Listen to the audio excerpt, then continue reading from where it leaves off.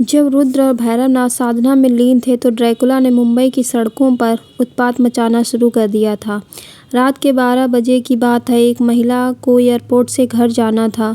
रास्ते में एक सुनसान सड़क पर ड्राइवर धीरे कार देता है। महिला उससे पूछती है, वह गाड़ी इतनी धीमी क्यों चला रहा है? जिस पर टैक्सी ड्राइवर अपनी पूरी गर्दन घुमा देता है और कहता है कि हम अपनी मंजिल पर पहुंच चुके हैं। महिला ड्रैकुला को देखकर बुरी तरह चीखती है और टैक्सी से बाहर कूद जाती है। ड्रैकुला गाड़ी वहीं रोक देता है, किंतु ड्रैकुला के गाड़ी का दरवाज़ा खोलने से पहले ही भैरवी उसके कार का दरवाज़ा खोल देती है। ड्रैकुला के आश्चर्य का ठिकाना नहीं रहता है जब वह पता है कि सामने खड़ी महिला उससे डर नहीं रही। ड्रैकुला, कौन हो तुम? क्या तुमने नहीं जानती हो कि मैं काउंट ड्रैकुला हूँ और लोगों का खून पीता हूँ? भैरवी, जानती हूँ ड्रैकुला, फिर क्यों अपनी जान गंवाने आई हो? काल का दूसरा नाम ही ड्रैकुला है भैरवी, और काल इतनी हिम्मत नहीं कि वो महाकाल के भक्त से नज़र मिला सके। कार से कूदने वाली महिला अब सुरक्षित स्थान पर पहुंच गई थी और वहीं से सारा नज़ारा देख रही थी। ड्रैकुला, तुम्हारे इस मजाक का खामियाजा तुमको भुगतना पड़ेगा। यह कहकर ड्रैकुला भैरवी पर एक जोरदार प्रहार कर देता है और भैरवी हवा में लहराते हुए दूर जा गिरती है। अब बारी भैरवी की थी। वह ड्रैकुला के पास पहुंचकर फरसे से प्रहार करती है। अब ड्रैकुला को पता चल जाता है कि भैरवी साधारण नहीं है, लड़की नहीं है। ड्रैकुला उसका खून पीने की कोशिश करता है लेकिन कामयाब नहीं हो पाता है। इसीलिए क्रोध में आकर वह उस पर वार कर उसे अधमरा कर देता है। भैरवी की ऐसी हालत हो जाती है जैसे बिन पानी मछली। भैरवी जमीन पर छाती के बल पड़ी हुई थी। ड्रैकुला को लगा कि वह उसे मारने में कामयाब हो गया है, लेकिन ऐसा नहीं था। ड्रैकुला पीछे मुड़कर अपना पुराना शिकार ढूंढता है, वही शिकार जिसे वह एयरपोर्ट में टैक्सी में बिठाकर लाया था। तभी भैरवी पूरी फुर्ती से उठती है और उस पर फरसे का वार करती है। फिर भैरवी अपनी लंबी जीभ निकालकर एक उंगली से जीभ को ऊपर और नीचे करके इतनी भयानक आवाज़ निकालती है कि ड्रैकुला भी सहम जाता है। भैरवी ड्रैकुला को भयाकांत देखकर अट्टहास करने लगती है। भैरवी, हा हा हा, आज मैं ड्रैकुला की आंखों में डर देख रही हूँ। दुनिया के सबसे ताकतवर पिशाचों में से एक काउंट ड्रैकुला आज एक स्त्री के सामने सारा डरा सहमा दिखाई दे रहा है। ड्रैकुला, तुम कौन हो? अपनी पहचान बताओ। भैरवी, मैं भैरवी हूँ, भैरवनाथ की शिष्या, वही भैरवनाथ जिसे तू शमशान भूमि में लड़ते वक्त डरकर भाग गया था। ड्रैकुला, मैं तुमको भी मारूंगा और तुम्हारे भैरवनाथ को भी। भैरवी, मैं जानती हूँ कि तू बहुत ताकतवर पिशाच है और तुझे नहीं मार सकती, लेकिन मैं तुझे चुनौती देती हूँ कि तू मेरी जान नहीं ले सकता। चाहे तो कोशिश करके देख ले। मैंने ही रोजा को मारा है। इसके बाद दोनों के मध्य काफ़ी समय तक संघर्ष चलता रहा। भैरवी मकसद सिर्फ आज रात उसे लड़ाई में उलझाकर रखना था। वह अपने इस मकसद में कामयाब हो जाती है। सुबह 3:15 का समय हो रहा है। अब ड्रैकुला को यकीन आ जाता है कि वह भैरवी को नहीं मार पाएगा और वह चमगादड़ बनकर वहाँ से उड़ जाता है। उधर भैरवनाथ और रुद्र की साधना समाप्त हो चुकी थी। अचानक भैरवनाथ को भैरवी से संबंधित कुछ संकेत मिलते हैं। भैरवनाथ, रुद्र, हमें तुरंत भैरवी के पास जाना होगा। लगता है भैरवी किसी भारी मुसीबत में है। भैरवनाथ और रुद्र दोनों तत्काल भैरवी के पास पहुंच जाते हैं। वे देखते हैं कि भैरवी निढाल होकर खून से लथपथ एक सड़क के किनारे पड़ी हुई है। भैरवनाथ भैरवी के पास जाकर उसका सिर अपनी गोद में रख लेते हैं। भैरवनाथ, भैरवी, मैं तुमको यहाँ से ले जाता हूँ। तुमने तुरंत उपचार की ज़रूरत है। बस अपनी आत्मा को शरीर से मत निकलने देना। भैरवी कराती है। भैरवी, नहीं गुरुजी, अब मेरा वक्त खत्म हो गया है। जिसे अंत समय में भैरवनाथ की गोद मिल गई हो, समझना चाहिए कि उसे महाकाल की गोद मिल गई है। भैरवनाथ, नहीं भैरवी, तुम नहीं मर सकती। तुम मेरी सबसे प्रिय शिष्या हो। इस समाज को तुम्हारी ज़रूरत है। किंतु कुछ समय बाद ही भैरवी की मृत्यु हो जाती है। भैरवनाथ को अपनी शिष्या के जाने का अत्यंत दुख था। रुद्र ने आज पहली बार भैरवी की आंखों में आंसू देखे थे। भैरवनाथ और रुद्र भैरवी को शमशान ले गए और उसका अंतिम संस्कार आदि संपन्न किया। ठीक सुबह 6 बजे मनोचा के मोबाइल की घंटी बजती है। वह अभी कुछ घंटे पहले ही भैरवी से ज़बरदस्त संघर्ष करके आया था। फ़ोन पर चित्रा उससे शिव मंदिर चलने की बात कहती है, लेकिन मनोचा साफ इनकार कर देता है और कहता है कि वह ईश्वर में आस्था नहीं रखता, किंतु चित्रा के जिद पर अड़ जाने के कारण वह 10 मिनट के लिए मंदिर जाने को मान जाता है। मनोचा जल्दी तैयार होकर ऑफिस जाने से पहले सुबह 8 बजे चित्रा के घर पहुंचता है और उसे लेकर मंदिर के लिए रवाना हो गया। रुद्र और भैरवनाथ उसके इंतजार में मंदिर के एक खंभे के पीछे खड़े थे। मनोचा ने मंदिर परिसर पहुंचकर जैसे ही मंदिर की सीढ़ियों पर पैर रखा, उसके फ़ोन की घंटी बज उठी। फ़ोन उसकी सेक्रेटरी शीला का था। शीला, सर, आपको तत्काल ऑफिस आना होगा। सतर्कता विभाग के लोग आए हैं और आपको पूछ रहे हैं। मनोचा, चित्रा, मुझे ऑफिस जाना होगा। सतर्कता विभाग के लोग आए हैं, शायद रेड पड़ी है। हम मंदिर किसी दिन और चल जाएंगे। चित्रा, ठीक है, तुम ऑफिस जाओ, मैं टैक्सी से वापस चली जाऊंगी। मनोचा वहां से चला गया। चित्रा ने मंदिर में शिवजी का दर्शन किया और बाहर आई। सामने रुद्र खड़ा था। रुद्र, जय महाकाल। चित्रा, जय महाकाल। रुद्र, क्या तुम्हें काउंट ड्रैकुला ही मिला था शादी के लिए? चित्रा, तुम फिर मेरे सामने आ गए, चले जाओ यहाँ से। रुद्र, ड्रैकुला है वो, ड्रैकुला। चित्रा उसकी बात पर ध्यान न देते हुए टैक्सी पकड़ लेती है। घर पहुंचकर वह अपने पिता को यह घटनाक्रम बताती है कि मिस्टर वर्मा को यह सुनकर विश्वास हो जाता है कि मनोचा जरूर कोई चाल चल रहा है। उसे रुद्र पर पूरा भरोसा था, क्योंकि टिकटॉक वीडियो के बारे में उसी ने बताया था। उसी दिन में 11 बजे चित्रा अपने पापा से कहती है कि मनोचा उनसे मिलने के लिए आ रहा है। उसे बिजनेस के सिलसिले में लंदन जाना है और उसके पहले वह शादी कर लेना चाहता है। मिस्टर वर्मा सिर हिला देते हैं। इसके बाद मिस्टर वर्मा तुरंत शिव मंदिर पहुंचते हैं और भैरवनाथ रुद्र से मिलकर उन्हें सारी बातें बता देते हैं। भैरवनाथ, घबराइए मत वर्मा जी, मैं रुद्र शाम को अपने घर पहुंच जाएंगे। उसे सूरज डूबने से पहले ही बुलाने की कोशिश कीजिए, क्योंकि सूरज डूबने के बाद उसका पर्दाफाश करना मुश्किल हो जाएगा। मिस्टर वर्मा, ठीक है बाबा जी।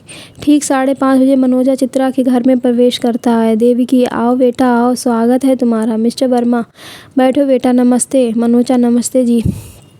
देवकी, बेटा, चित्रा कह रही थी कि तुमको 4 दिन में ही लंदन जाना है और उसके पहले शादी करना चाहते हो और चित्रा को भी अपने साथ ले जाना चाहते हो। मनोजा, हाँ माता जी, मुझे वापस आने में लगभग 1 साल लग जाएगा, इसीलिए मैं अभी शादी करना चाहता हूँ। मिस्टर वर्मा, लेकिन बेटा, इतने कम दिनों में सगाई और शादी की तैयारी हम कैसे कर पाएंगे? उसी समय चित्रा वहाँ आ जाती है। मनोजा, हम अभी कोर्ट मैरिज कर लेंगे, फिर लंदन में 1 महीने बाद पार्टी रख देंगे। आप भी अपने रिश्तेदारों के साथ वहाँ आ जाइएगा। हवाई जहाज़ का टिकट मैं भेज दूँगा। चित्रा मनोजा को देखकर मुस्कुरा रही थी, तभी अचानक रुद्र और भैरवनाथ कमरे में प्रवेश करते हैं। भैरवनाथ अपने झोले से भभूत निकालते हैं और मंत्र पढ़कर चित्रा के पूरे परिवार के चारों ओर एक वृत्त बना देते हैं। रुद्र के एक हाथ में डमरू और एक हाथ में त्रिशूल था। उसने डमरू बजाते हुए त्रिशूल से जमीन पर ठोकर मारकर एक ध्वनि उत्पन्न की। ये सब कुछ इतना जल्दी हुआ कि मनोजा कुछ समझ ही नहीं पाया। भैरवनाथ, वर्मा, निकालो अपनी पत्नी और बेटी को वहाँ से। मिस्टर वर्मा बड़ी फुर्ती से चित्रा और देवकी को उस भभूत के व्रत से बाहर निकाल देते हैं, लेकिन चित्रा इसका विरोध करती है। चित्रा, पापा, ये क्या अंधविश्वास है? क्यों बुलाया आपने इन अघोरियों को यहाँ? रुद्र, चुपचाप खड़ी रहे, वरना ये त्रिशूल तेरे सीने के आर पार कर दूंगा। चित्रा रुद्र की दहकती आंखों और त्रिशूल देखकर डर जाती है और सहमी हुई एक और जाकर खड़ी हो जाती है। भैरवनाथ, ड्रैकुला, तू अपनी असली रूप में आएगा या फिर हम लेकर आए? चित्रा, अगर ये नर पिशाच नहीं है तो इससे कहो कि इस गोले से बाहर निकल कर दिखाए। चित्रा, हाँ, ये कोई नर पिशाच नहीं है, मिस्टर मनोचा एक बिजनेसमैन। मनोचा, उस गोले से बाहर निकलो और ये दे दो इनका जवाब। लेकिन मनोचा के भेष में छिपे ड्रैकुला को तो जैसे सांप सूंघ गया था। ड्रैकुला वहाँ से निकलने की कोशिश करता है, लेकिन उसे वृत्त के किनारे पर आते ही जोर का झटका लगता है। ऐसी कोशिश वह कई बार करता है, पर हर बार नाकाम हो जाता है। ड्रैकुला, चित्रा, मैं तुम्हें चाहता हूँ, ये इनकी कोई साजिश है। नहीं चाहते कि हमारी शादी हो। इस साजिश में तुम्हारे पिता भी शामिल हैं। रुद्र, तू बता, क्यों नहीं देता कि तू काउंट ड्रैकुला है और यहाँ सिर्फ चित्रा को पाने के लिए आया है, जिसे तू अपने पिछले जन्म की रानी समझता है। उसी समय भैरवनाथ उसके शरीर पर भभूत फेंक देते हैं। भभूत के स्पर्श से ड्रैकुला अपने असली रूप में आ जाता है। ड्रैकुला भयंकर अट्टहास करते हुए कहता है, हाँ, मैं ही काउंट ड्रैकुला हूँ। चित्रा, जो किसी जन्म में मेरी प्रिय रानी हुआ करती थी, मैं उसे यहाँ से लेकर ही जाऊँगा। रुद्र, तुम मेरे रास्ते में मत आना, वरना मैं तुम्हें भी मौत के घाट उतार दूँगा। रुद्र, अकाल मृत्यु वो मरे जो कर्म को करे चांडाल का, अकाल काल उसका क्या करे जो भक्त हो महाकाल का। भैरवनाथ, रुद्र देर मत करो, सूर्यास्त होने को आया है, त्रिशूल से वार करो। जैसे ही रुद्र उस पर त्रिशूल से वार करता है, उसी क्षण ड्रैकुला विशाल भेड़िए से परिवर्तित होकर सामने की कांच की खिड़की तोड़ते हुए बाहर निकल जाता है और अपनी जान बचाने में कामयाब हो जाता है। यह सब देखकर चित्रा और उसके माँ बाप को यह भी यकीन नहीं आता है कि वह एक खतरनाक पिशाच है जिसका उद्देश्य भी खतरनाक है। रुद्र, चित्रा, मैं अघोरी रुद्र प्रताप सिंह तुमसे शादी करना चाहता हूँ। अब यह तुम तय करो कि तुम्हें ड्रैकुला से शादी करनी या फिर शमशान भूमि के इस अघोरी से। एक बात ध्यान रखना, अब जो मेरे और तुम्हारे बीच आएगा मैं उसे हम लोग पहुंचा दूंगा, फिर चाहे वह कोई नरपिशाच ही क्यों ना हो। भैरवनाथ और रुद्र वापस जाने के लिए मुड़ते हैं, लेकिन तभी चित्रा रुद्र की आंखों में देखकर उसे पहचान जाती है।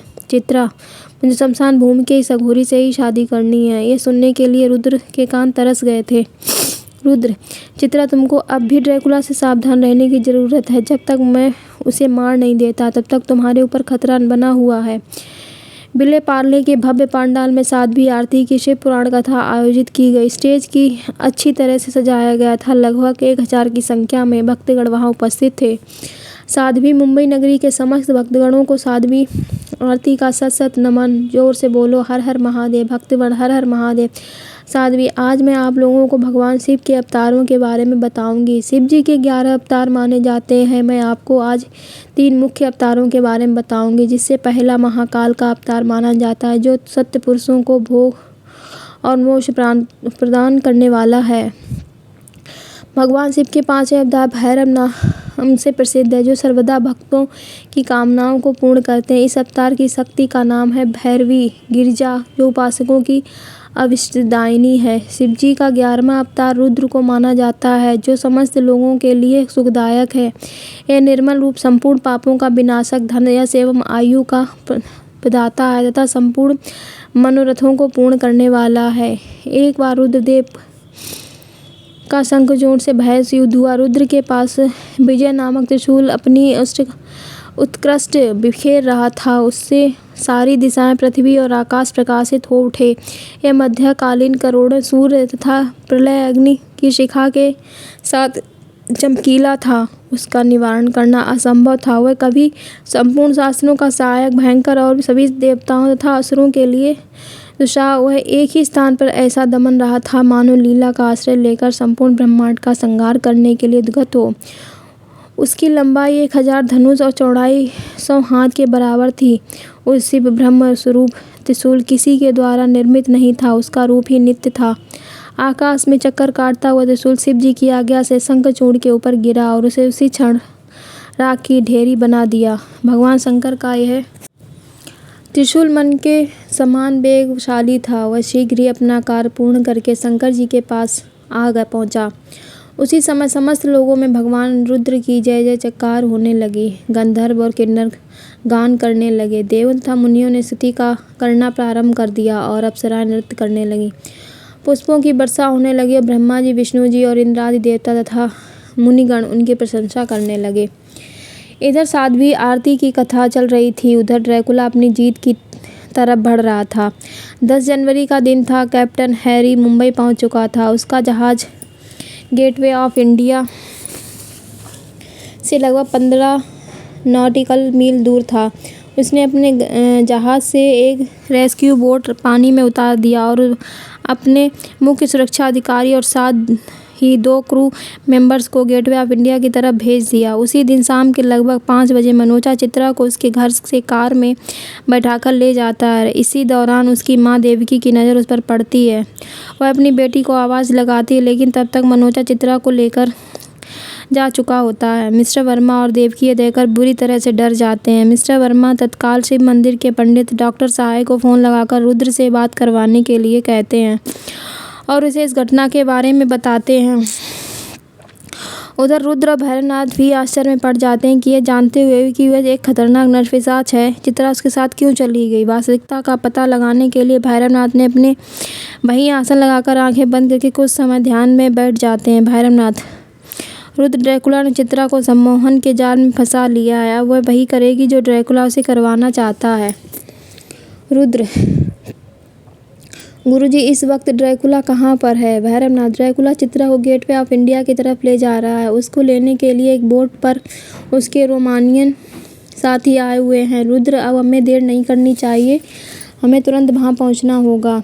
कुछ समय बाद रुद्र गेटवे ऑफ इंडिया के प्रवेश द्वार पर त्रिशूल लेकर खड़ा था। भैरवनाथ भी उसी समय दूरी पर ही थे। इसी बीच मनोजा चित्रा को लेकर मनोचा ड्रैकुला के रूप में परिवर्तित हो जाता है। ड्रैकुला के पास भाले जैसा एक भयंकर अस्त्र था। रात के लगभग 10:30 बज रहे थे। काफ़ी संख्या में जनता वहां एकत्र हो चुकी थी। पुलिस की एक गाड़ी और कुछ पुलिस वाले भी थे। इस बात की खबर सूर्य को भी लग गई और वह भी वहां पहुंच गया। ड्रैकुला, हट जा मेरे रास्ते से। चित्रा मेरे पूर्व जन्म की रानी है, इसे लेकर मैं ही जा रहा हूँगा। रुद्र, बहुत खून बहाया है तूने और तेरी प्रेमिकाओं ने। मुंबई वासियों का यह मुंबई भी मेरी है और चित्रा भी मेरी है। चित्रा को ले जाने की बात को बहुत दूर है ड्रैकुला, तू इसे गेटवे ऑफ इंडिया को पार करके ही दिखा दे। अब दोनों के बीच भयंकर खूनी संघर्ष शुरू हो जाता है। अस्त्रों की टक्कर, वातावरण गूंजने लगती है। जनता और पुलिस खड़े होकर यह दृश्य देख रहे होते हैं। उसी समय भैरवनाथ भभूत निकालता है और मंत्र प्रकट चित्रा के ऊपर डाल देता है और वह उसी समय ड्रैकुला के सम्मोहन के प्रभाव से मुक्त हो जाती है। चित्रा को ऐसा महसूस होता है जैसे वह किसी गहरी नींद से जागी हो। अपने सामने का दृश्य देखकर वह हैरान रह जाती है। रुद्र और ड्रैकुला के बीच भयंकर युद्ध चल रहा था। एक तरफ संसार का सबसे खतरनाक पिशाच और दूसरी तरफ एक अघोरी जिसके पास भगवान शिव का दिया हुआ त्रिशूल और भगवती की शक्ति थी। दोनों के अस्त्र सब टकराते हैं तो बिजली की सी चमक निकलती थी। वह भयंकर गर्जना चारों दिशाओं में गूंज उठती थी। उधर रुद्र के घर में रुद्र की मां लगातार शिव पुराण पढ़ने में लगी थी। ड्रैकुला के एक जोरदार प्रहार से रुद्र का हाथ जख्मी हो जाता है और उसका त्रिशूल एक तरफ गिर जाता है। फिर ड्रैकुला रुद्र को एक जोरदार प्रहार करके जमीन पर गिरा देता है। रुद्र जमीन पर गिरकर कराहने लगता है। ड्रैकुला चित्रा की तरफ बढ़ने लगता है। उसी समय भैरवनाथ त्रिशूल उठाकर रुद्र की तरफ उछाल देते हैं। भैरवनाथ, रुद्र ये लो। रुद्र फुर्ती से उठकर त्रिशूल पकड़ लेता है और दौड़ते हुए हवा में उछलकर त्रिशूल ड्रैकुला की छाती के आर पार कर देता है। ड्रैकुला का शरीर उसी समय राख में बदल जाता है। रुद्र इस लड़ाई में लहूलुहान हो गया था। चित्रा उसी समय रुद्र के पास जाकर उससे लिपट जाती है। वहाँ खड़ी जनता और पुलिस तालियों से रुद्र का अभिनंदन करती है। इस तरह मुंबई की धरती पर दुनिया के सबसे खतरनाक नरपिशाचों में से काउंट ड्रैकुला का अंत हो जाता है। घटना की अगली सुबह भैरवनाथ और रुद्र की फोटो अखबार में छापी। टीवी1 न्यूज चैनल पर दिन भर दोनों के कारनामे दिखाए और सुनाए जा रहे थे। मुंबई की समस्त जनता अब सुकून की सांस ले सकती थी। प्रातःकाल भैरवनाथ और रुद्र शिव मंदिर में थे। चित्रा भी वहाँ उनके साथ थी। रुद्र की माँ श्रीमती कुसुम और राजवीर को ड्रैकुला के मारने की खबर मिल गई थी और वे दोनों भी शिव मंदिर आ पहुँचे थे। रुद्र की माँ ने आज भैरवनाथ से लड़ने का मन बना लिया था। कुसुम, रुद्र कहाँ है तुम्हारे गुरु? आज मैं देखती हूँ कि वे मेरे बेटे को वापस कैसे नहीं देते। रुद्र चुपचाप माँ की बात सुन रहा था। भैरवनाथ, माता जी, मैं भैरवनाथ रुद्र का गुरु यहाँ पर ही हूँ। प्रणाम। कुसुम, प्रणाम। देखिए, मुझे मेरा बेटा वापस चाहिए, मैं उसे लेने आई हूँ। भैरवनाथ, ठीक है माता जी, मैंने तो पहले ही रुद्र बंधन से आज़ाद कर दिया है। श्रीमती कुसुम, लेकिन रुद्र कह रहा था कि अघोर पंथ के वापस जाना मुश्किल है। भैरवनाथ, रुद्र बिल्कुल सही कह रहा था, किंतु जब माँ भगवती के तेज को स्वयं महाकाल नहीं सहन कर सकते तो धरती की इस माता का तेज मैं कैसे सहन कर सकता हूँ। अतः माता, आपका बेटा मैं आपको सुपुर्द करता हूँ। अब तक एसपी मलिक और इंस्पेक्टर सूर्य भी वहाँ पहुँच गए थे। एसएसपी मलिक के हाथ में रुद्र की नियुक्ति पत्र था। एसएसपी माता जी नमस्ते। हम लोग ने फैसला किया है कि रुद्र को मुंबई पुलिस में शामिल किया जाएगा। यह रुद्र का नियुक्ति पत्र है। उसे मुंबई पुलिस में डीएसपी के पद पर नियुक्त किया जाता है। यह सुनकर श्रीमती कुसुम की खुशी का ठिकाना नहीं रहा। उन्होंने भैरवनाथ और एसएसपी मलिक को बारी बारी से धन्यवाद दिया। भैरवनाथ, डॉक्टर साहब, अब आपको भी यहाँ रहने की कोई ज़रूरत नहीं है। सत्यम शिवम सुंदरम में आपकी पत्नी और आपकी बेटी आरती आपका इंतज़ार कर रहे हैं। डॉक्टर साहब, लेकिन गुरुजी ये शिव मंदिर। भैरवनाथ, आप एक अच्छे सर्जन हैं। आपका अस्पताल आपका बेसब्री से इंतज़ार कर रहा है। आप अपनी पुत्री को भी साथ ले जाइए। वह भी डॉक्टरी की पढ़ाई कर चुकी है। आप दोनों अब मानव मात्र की सेवा करें। यहाँ तक शिव भक्ति का सवाल है तो ना आप शिव की भक्ति करना छोड़ सकते हैं और ना ही भगवान शिव अपने भक्तों को छोड़ सकते हैं। डॉक्टर साहब, जो आज्ञा गुरुदेव। भैरवनाथ, रुद्र, तुम अब अघोरपन से मुक्त हो। चित्रा के साथ शादी करके सांसारिक जीवन में प्रवेश करो, लेकिन उससे पहले मुंबा देवी के दरबार में दोनों अपना आशीष अवश्य झुकाना। उन्हों के आशीर्वाद से तुम विजयी हो पाए। रुद्र, जो आज्ञा गुरुजी। भैरवनाथ, अरे ऑफिसर, आप इतने दूर क्यों खड़े हैं? एसएसपी, प्रणाम गुरुजी, मैं रुद्र का नियुक्ति पत्र लेकर आया हूँ। रुद्र को मुंबई पुलिस में डीएसपी के पद पर नियुक्त किया गया है। ठीक उसी समय इंस्पेक्टर सूर्य रुद्र के सामने सावधान होकर सैल्यूट मारता है। इंस्पेक्टर सूर्य, रिपोर्टिंग सर। उसकी इसी हरकत पर वहाँ उपस्थित सभी लोग ठाके मारकर हंसने लगे। आज की स्टोरी समाप्त हो गई है। आगे न्यू स्टोरी काउंट ड्रैकुला सुनने के लिए चैनल को लाइक करें, शेयर करें एंड सब्सक्राइब करें।